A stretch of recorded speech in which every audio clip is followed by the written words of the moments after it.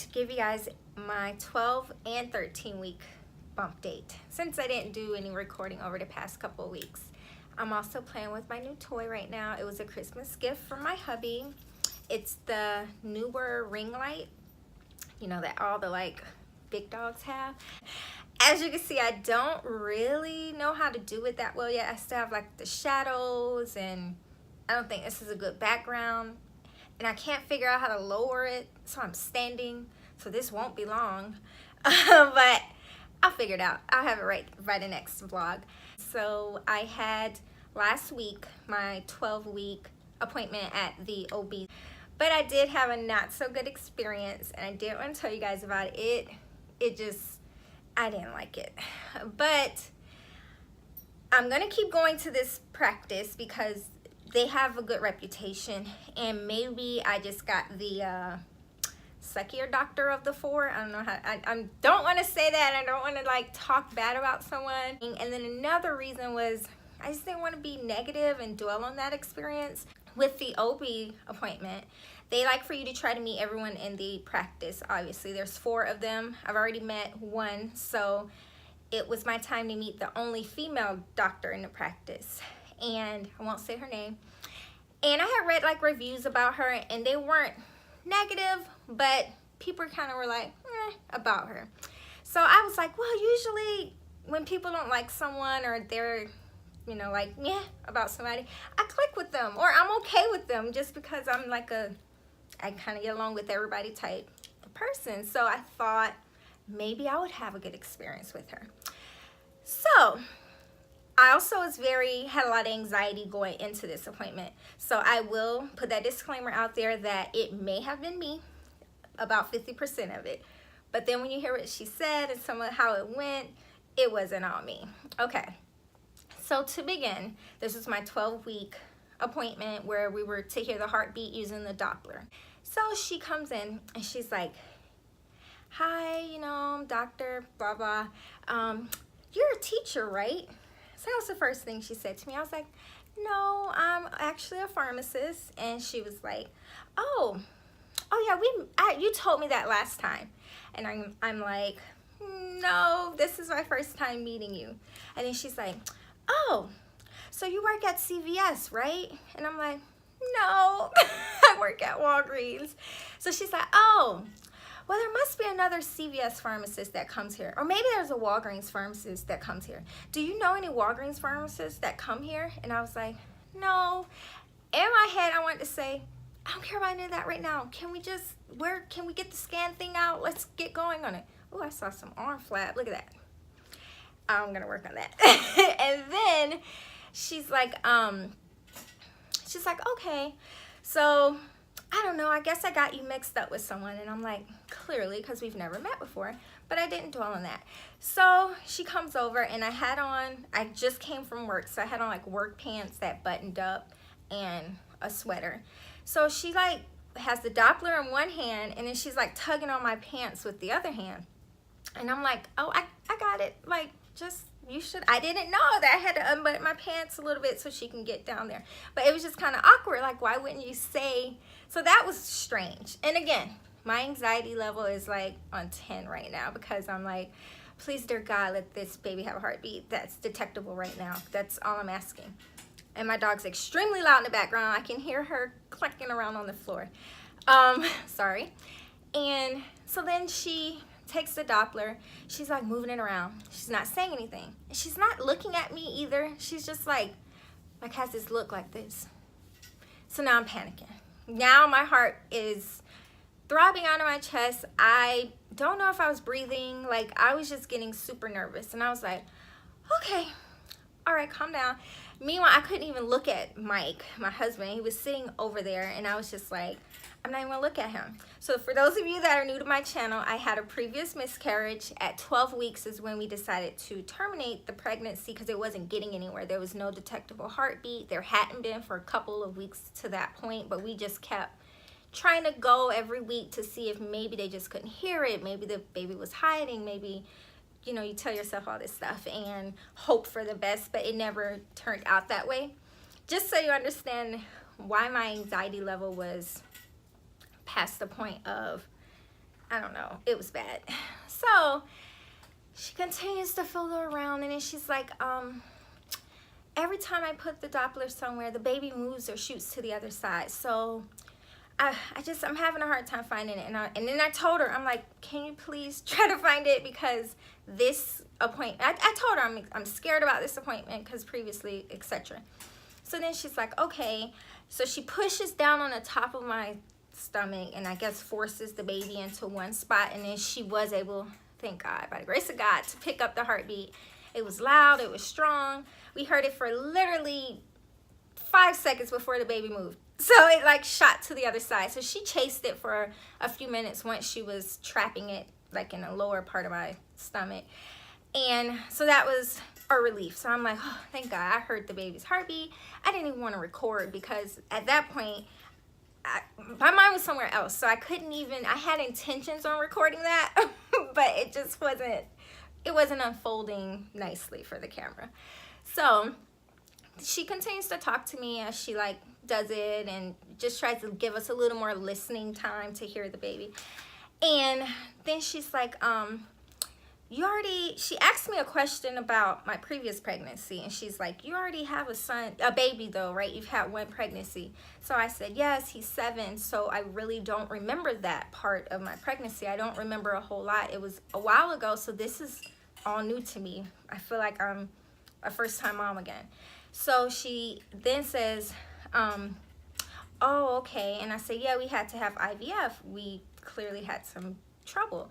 And then she's like, oh, okay. And then, you know, a little bit of small talk as we continue to listen. And then she's like, all right, well, you're all set. It's pretty normal. Everything was great. We'll see you back in 4 weeks. You know, blah, blah, blah. So I'm like, okay. And then she's like, how old is your son? And I'm like, 7. And she's like, why'd you wait so long? Bitch. Excuse my cursing. I was like, that wasn't intentional. I just told you we had IVF. Oh, yeah, that's right. So that also rubbed me the wrong way, because I'm like, why didn't you read my chart? Why didn't you read my chart before you got in here? I thought that was like Dr. 101. Read up on the patient's history in their chart before you walk in the room so you don't sound and look stupid. So I was like, she's like, oh, yeah, that's right. Then she turns the mic. This is where I didn't like this comment. This comment was the icing on the cake comment. And how many kids do you have? So I answered for him, because now at this point I'm super aggravated. I'm like, he has 1. We have 1 7-year-old child together. We've been together for 17 years. Like, I'm like, what is happening? Why would you ask someone that? Why would you turn and ask him that? Like, that was just the most bizarre. That, at that point, I was done. I was ready to get the heck out of there. So she hurried up, got out of the room, and I sat there, and me and Mike stared at each other. I was like, what was that? And he was like, she's strange. I'm like, that's an understatement. I was like, that had to be the most bizarre freaking doctor experience ever. Like, it was, okay, so I won't keep ranting on that. So fast forward a week later, and our Nuchal, I don't know how to say it, where they check for the spine and genetic stuff, and they do the blood work, and like, you know, if there's any abnormalities, you also can get the gender from the blood work, which we'll know here in a week. And so that appointment was phenomenal, and we went there. We got there, we were the first appointment. They did the ultrasound tech came in the room first, and we were doing the ultrasound. The baby was just moving so much. It was like hopping all around, doing the same thing, but it's huge. The baby was so big, like we saw everything, hands, legs, feet. She's like, the legs are so long and the baby's so big. And I'm like, oh, great. That's not what you want to hear at 13 weeks. So I'm like, I got a long way to go. So obviously I don't care as long as the baby's healthy. So that was just great to see the baby just clearly, and everything was so well defined on the baby. Like, it was just such a great experience to see the baby. And I also had told myself going into this appointment, because you guys know I had all these reservations and I have this fear and I'm like scared that something's gonna be wrong, that if this appointment went well, if the baby just was doing what it was doing, moving around and healthy, that I'm releasing all fear, anxiety, worry, just all of my reservations about this pregnancy. I said I'm done after today, and I handed it over to God, and I said I want to be happy, because I don't want my stress to stress this baby out, because I was not stressed with MJ at all, and clearly he's the greatest thing in the world to me. So I feel like that played a factor. So with that being said, I asked the tech if I could record, you know, the screen, because you could see the baby just hopping all around. She told me no. She's like, no video recording or photography in here. I'm gonna send you the photos. She was kind of dry, and I was like, can you try to look in between the legs, you know, just see? She's like, there's not gonna be anything, it's too early. I'm like, well, if it's a boy, you'll see a little something. But she didn't do it. I don't know if she didn't do it because the baby didn't cooperate, or if she's like, that's not a part of this scan, I'm not doing it. I don't know. Whatever, I don't care about that. I was like, whatever, as long as I see that this baby's healthy, who cares about the sex? We'll figure that out in a week. So, and then the doctor comes in, goes over all the images, and then we met with the doctor. She was amazing. This OB, she's a specialist though, so I don't think she like delivers babies or anything, but totally different experience. Like, she was so sweet, just so informative, read all of my stuff, knew it was an IVF. I do have to take another test because we had IVF with ICSI, and sometimes there's a higher occurrence of heart defects in those babies. It's like a really small percent, but as a precautionary, you do have to see a pediatric cardiologist at the 22-week mark, just to make sure the heart has developed and there's no issues. So that's another appointment, but I don't have any anxiety about it. It's gonna be fine. We'll see what happens when we get to that appointment in 22 weeks.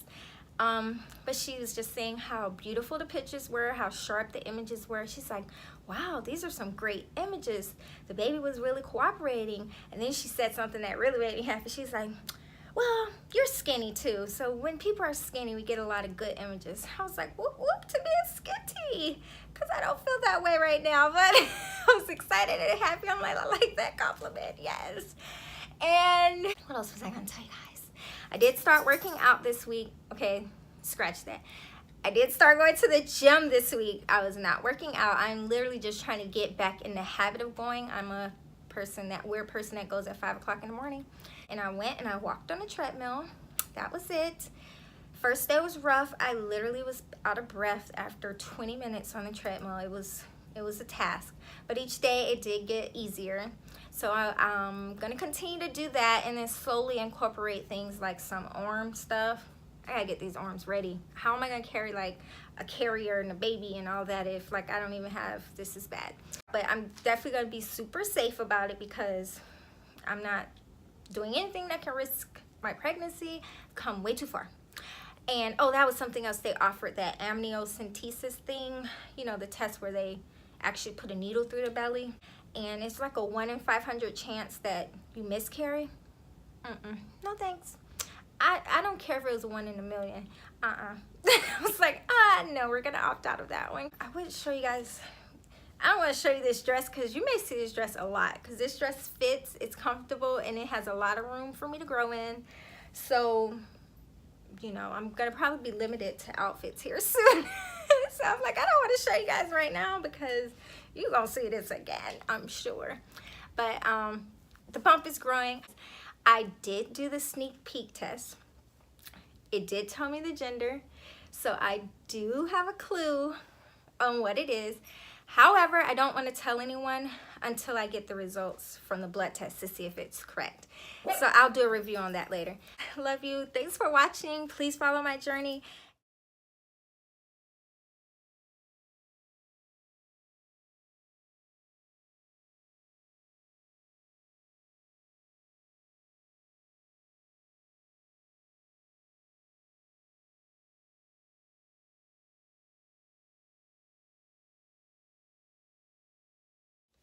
Guys, thank you for all the support and love you've been giving us. And thank you for the likes and the subscribers. Just wanted to tell you and thank you. We love you guys too, and bye.